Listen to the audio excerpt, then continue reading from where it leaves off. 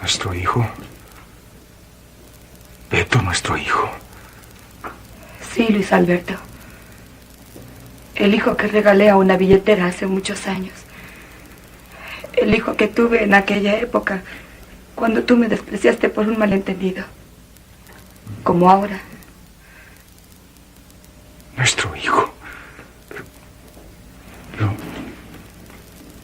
Pero ¿por qué no me lo habías dicho antes? Primero, porque lo encontré en la mala situación en que estaba y yo quise cambiarlo, hacerlo un hombre de provecho para presentarlo ante ti con mucho valor y no como un donadie. Después, tuve también temor de hacerlo, recordando tu amenaza de despreciarme, si era verdad que había regalado yo a mi hijo. Despreciarte. Estabas enferma. Lo regalaste cuando perdiste la razón y lo perdiste por mi culpa.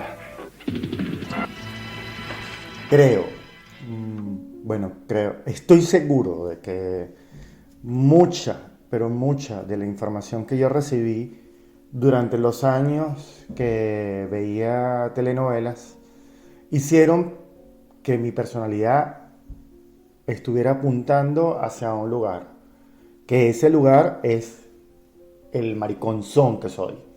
Es decir, apropiarme de la palabra marico tiene que ver con esa misma cantidad de información que yo recibí en esos años. Los años que vi telenovelas. Y las telenovelas no solamente eran de Elia Fiallo o de Venezuela, la mayor parte venían de la cultura cinematográfica que se había hecho en México. Por consiguiente, la novela mexicana es transversal al género de la telenovela latinoamericana. Sin la novela mexicana, el género de la novela latinoamericana no existiría como lo conocemos hoy en día. Para mí haber visto, por ejemplo, Cuna de Lobos, o Los ricos también lloran, o Marimar, hacen la diferencia del discurso de lo que yo creo o dejo de creer ante la vida. No porque creo que esos sean los valores o porque crea que eso es la mejor manera de vivir, ni que inspiro mi homosexualidad, por decirlo de alguna manera, en esos cánones. Pero sí tiene mucho que ver con cómo se vive la vida en función de esos pequeños destellos que llegan a uno culturalmente. La novela mexicana, la telenovela mexicana, es, sin lugar a dudas, un fuerte influencer, por decirlo en términos de hoy en día, de lo que representó la homosexualidad para muchos en el momento de salir del closet en 1900, de los 80 hasta el 2000. Era muy importante ese referente. Los argumentos de la novela, la forma en que se actuaba, la forma en que se grababan esos capítulos. Había una efervescencia permanente en el drama. Y ese drama es el que llevamos probablemente todos los hispanoparlantes que hayamos estado tocados por la telenovela. La telenovela es definitivamente un género maravilloso. Pero también así de maravilloso era como un cuidador. Era la persona, era el jardín de infancia de muchas madres y de muchos padres, que nos dejaban frente al televisor durante la hora del almuerzo o en la tarde y comíamos todo eso, nos atragantábamos, nos rellenábamos el cerebro de todas esas imágenes. Dicho sea de paso, maricón se es y se apodera uno del término en el momento que uno se libera, se expande, se socializa y no le da pena quién es. Uno es quien es. Y a mí nadie me va a venir a decir maricón porque eso lo decido yo cuándo, cómo y dónde soy. No porque tengo una postura ante los demás, sino porque definitivamente, como la telenovela mexicana, a mí me respetan por quien soy, no por quien digo ser o por cómo actúo. Porque el ser está por encima de todo eso. Bienvenidos y bienvenidas una vez más a este podcast un maricón de películas en esta oportunidad para hablarte de una película maravillosamente mexicana.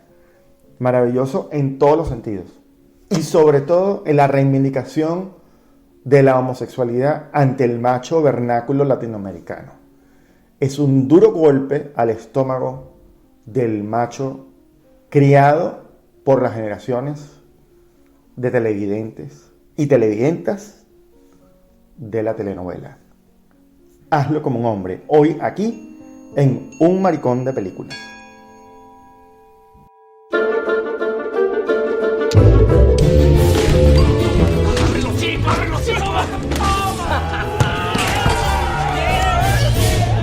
¿Esa quién es? Una cubana que conocí por Tinder, güey, que está... Estás consciente que si Luciana se entera te castra, ¿verdad? Güey, es que tener que estar con una sola vieja para toda la vida, pues es una película de terror para cualquiera.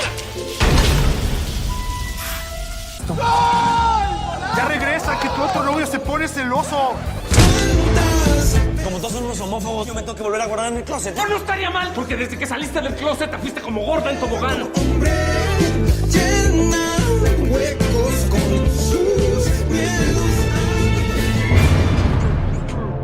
Espérate, ¿qué? ¿Eres mariposón o qué? No, tranquilo. Para mí el género de la comedia es el más difícil de todos. En el teatro, en la televisión, en el en vivo, pero sobre todo en el cine, porque el cine, a diferencia de todos los demás géneros de arte, implica un aparato de mucha gente alrededor de la escena. Están los técnicos, está el actor como tal, está el productor, está el director. Hay mucha gente que rodea el guión a la hora de montarse y de proceder para que una escena sea divertida. Y estoy hablando del divertido sin necesidad de un chiste fácil. Estoy hablando de lo físico, estoy hablando de la expresión, estoy hablando de la música, estoy hablando de la luz. En el cine es mucho más complejo que en cualquier otro arte definir una comedia. Y también una comedia en sí misma no necesariamente le tiene que tocar a todo el mundo, porque la mayoría de las veces lo que nos hace reír a unos no nos hace reír a todos. Charlie Chaplin, por ejemplo, es uno de los grandes comediantes de todos los tiempos porque nos logró seducir a un lenguaje universal y hacernos comprender que lo que estaba sucediendo en la pantalla le podía suceder a cualquiera. Por eso es que uno de los comediantes más representativos del cine es, sin lugar a dudas, Charlie Chaplin. Pero, en específico, en este tipo de comedia, que es la comedia del chiste, de la situación, de la reflexión, es mucho más acucioso, sobre todo con la propiedad que tiene el hecho de que el español, el castellano, tiene unos giros idiomáticos que hacen mucho más complejo el decir algo que te cause gracia. Hazlo como un hombre es una película que definitivamente es divertida, pero sobre todo, o entretenida, pero sobre todo es una película muy reflexiva, una película que, como decía al principio, es un duro golpe al macho vernáculo heterosexual, patriarcal, que está en todos, incluyendo nosotros los homosexuales, pero que seduce a todos por igual con el empoderamiento de la terminología de lo que uno normalmente considera universal. ¿Qué son situaciones cliché? Las situaciones cliché aparecen durante toda la película y todo es absolutamente previsible, lo que le hace particularmente mucho más divertida, porque ya tú sabes cuál es la siguiente escena o a dónde conlleva la siguiente escena. No la hace más o menos inteligente que el resto, la hace una comedia ligera en ese sentido. Pero por ser una crítica, un canto a la forma de ver la heterosexualidad subyugada por el machismo, porque no necesariamente todos los heterosexuales son machistas, en este caso, esta comedia salva a la patria y hace un muy buen trabajo.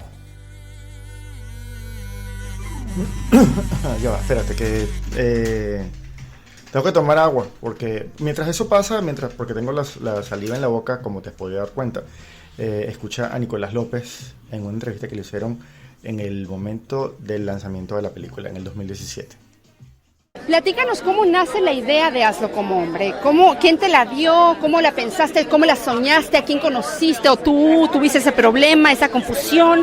¿Estabas dentro del closet, luego saliste? Cuéntame todo. No, yo sería feliz si fuera homosexual. Lamentablemente no me sucedió, lo que es una lástima. Tendría una vida sexual bastante más activa, creo yo. O sea, de partida, Grindr, Tinder, como donde parto.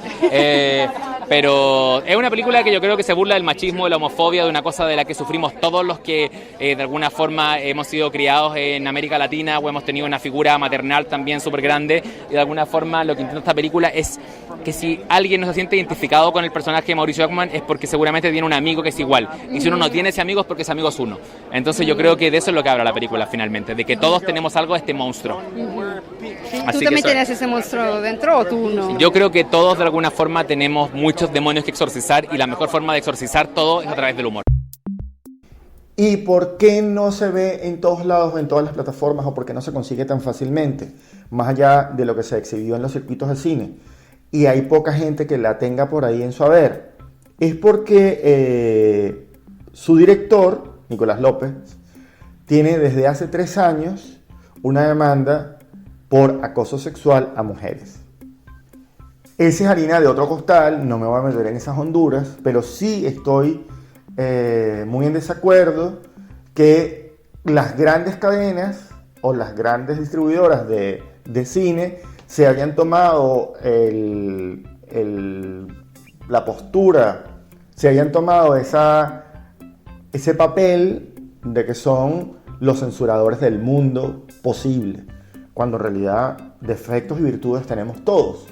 Habría que entonces prohibir a la mayoría de las personas hacer cine, porque todos tenemos bastantes más defectos que virtudes. Pero volviendo al caso de la película, en particular de esta forma de hacer cine, yo creo que la culpa, y vuelvo a hablar del tema de la culpa, como hablaba en la primera parte, de la culpa de la heterosexualidad machista, patriarcal, tiene que ver con cómo los dogmas de nosotros, los hispanoparlantes, los castellanoparlantes, los latinoamericanos en general, hemos visto una contraposición a los valores de todos, es decir, a la sombría fobia de cualquier cosa que no sea la comodidad, la zona de confort. Es por ello que esta película, a partir de esa premisa, no es una película sobre la vida de un homosexual, es sobre la vida de un heterosexual que se confronta ante la pérdida de que su mejor amigo es gay. ¿Y por qué digo pérdida? Porque deja de ser ese otro hombre buen amigo para convertirse en alguien que no desea tener a su lado, porque representa lo contrario a él. Y creo que eso es lo valioso realmente de esta película, más allá de su connotación genérica dentro del cine, que es la comedia. Como comedia, pues está bien, no hay nada que criticarle, porque seduce al espectador, que es un espectador que además lo considera televisivo, no lo considera cinematográfico, es bastante básico, la forma de contarlo es bastante lineal, no hay muchísimos vericuetos, no hay nada de profundidad en los personajes, tampoco se le hace la película no busca romper el molde, sino que al contrario, utiliza todos esos aspectos, el director busca todos esos aspectos para construir un argumento sólido que le dé una fuerte crítica al machismo. En segundo lugar, creo que las actuaciones son sumamente importantes para contar la historia. Mauricio Ockman, que además es el productor de la película, es el que hace el papel del heterosexual, hace un papel formidable, junto con otra niña que me parece que también es de las mejores actrices que hay en México, que es Aislinn Derbez, la hija del afamado Derbez, comediante también. Ellos dos hacen sendos papeles, que por cierto en la vida real creo que son pareja, valga el chismecito farandulero. Eso hace también que haya una forma de empatizar muy importante con los personajes de la película. Le da muchísima camaradería al equipo que trabaja como actor en la película. Definitivamente creo que hay dos cosas más que habría que añadir en cuanto a la concepción de la película. Es una película que pudiera pasar desapercibida. O sea, cualquiera la toma como, bueno, sí, una película más. Yo la recomiendo desde el punto de vista incluso serio, a la hora de mostrar y de demostrar si te interesa tener el apoyo o la coalición de tus amistades heterosexuales. Si eres homosexual y necesitas que los demás se pongan en tu lugar y vean más o menos cómo respiras tú la entidad de tu identidad, esta es una película perfecta para que se la pongas o para que se la envíes. Porque es entendible desde la cultura de la heterosexualidad que debe haber un cambio de actitud. Y en segundo lugar, para seguir hablando del tema de la culpa, nos quita la culpa del cine gay. Es decir, no todo el tiempo el cine gay que vemos tiene que ser el drama, la cosa esa fatídica, casi con el velo del desamor, sino que también encuentra en esta película una salida que se parece más a todos.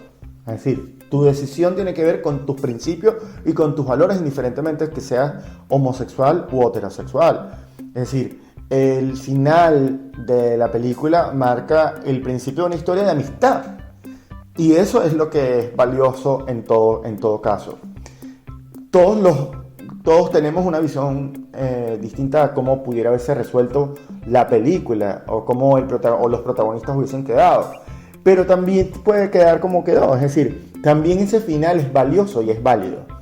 Porque a pesar de que yo creo que es bastante facilona toda la película, lo más difícil era resolver el criterio congruente y consecuente del espíritu de amistad que conlleva toda la firma de la película. Eso en cuanto al guión. Esos son los dos elementos que para mí tienen validez en cuanto al guión. Y en tercer lugar, y por último, para terminar mi forma de ver la culpa de por qué uno es maricón y por qué esa trascendencia pasa a esta película, o sea, por qué la telenovela pasa a esa película, es que yo creo que todos nos expresamos como se expresa esa gente en esa película, con ese drama hasta para poder pedir agua, y para que al final de cuentas, si no te traen el vaso limpio, también formas un drama, haces un drama de eso. Eventualmente la película tiene muchos guiños con el cine norteamericano, eventualmente tiene muchos guiños con la novela, etcétera, etcétera, pero en sí misma la película está muy, muy bien construida. Yo no creo que hay que calificarla con un 10, tampoco creo que hay que calificarla con un 5. Es de esas películas que yo no califico, es de esas películas que yo le pongo simplemente un punto de apoyo, porque creo que hay que mirarla. No creo que vuelva a recomendar ver una película de este tipo porque tampoco hay muchas. Tampoco me voy a lanzar a la arriesgada actitud de que quién sabe más de cine, ni de que sé más de telenovelas. No, yo creo que en este caso de Hazlo como un hombre, es una muy buena excusa para sentirte absolutamente apoderado del término maricón. Creo que ser un maricón en este caso es de lo mejor que me puede haber pasado en la vida. O sea, uno es íntegramente lo que es gracias a sus referentes culturales. No solamente porque tú naciste así y ya, es porque los referentes culturales te ayudan a construir una imagen que definitivamente dice lo que eres y cómo eres. Entonces, ese retrato que da esta película te da un sofocón, te da una inspiración, te llena de orgullo, sin necesidad de ver una película como Pride, que es maravillosa, o como 120 pulsaciones por segundo, o cosas así, donde tú te llenas de orgullo y sales a la calle gritándole al mundo entero que tú eres marico. No, en este caso no hay necesidad de todo eso para tú poder construir dentro del referente hispanoparlante, latinoamericano, castellanoparlante, como tú lo quieras llamar, y decidir con tranquilidad, sin aspaviento y con el típico tono de nosotros, con ese dramón implícito en nuestra voz, que eres un maricón feliz. Y eso es lo que hace esta película. Darte orgullo a ti y darle orgullo a tus amigos heterosexuales que están en el proceso de cambio, que necesitan sanar y alejarse del machismo. Gracias a ti una vez más por escuchar este podcast, Un Maricón de Películas, y te espero en la próxima oportunidad. Recuerda visitar la página web estarporahí.com y ahora en nuestra página, al fanpage de Facebook, que recuerda se llama estarporahí.experiencias. Muchas gracias y hasta pronto. Y esta noche va a ocurrir una desgracia.